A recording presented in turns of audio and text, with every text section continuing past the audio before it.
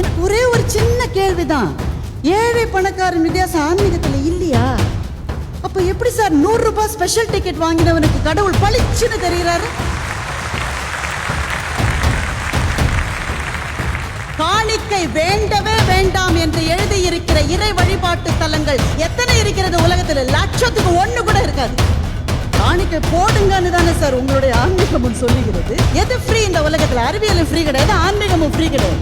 என்ன அறிவியலினுடைய விலைப்பட்டியல், டெக்னாலஜி வளர வளர விலைப்பட்டியல் குறையும். முதல்ல செல்போன் வந்த போது இன்கமிங்க்கு 1 மினிட் இன்கமிங்க்கு 18 ரூபாய் நாமெல்லாம் கட்டிட்டு இருந்தோம்.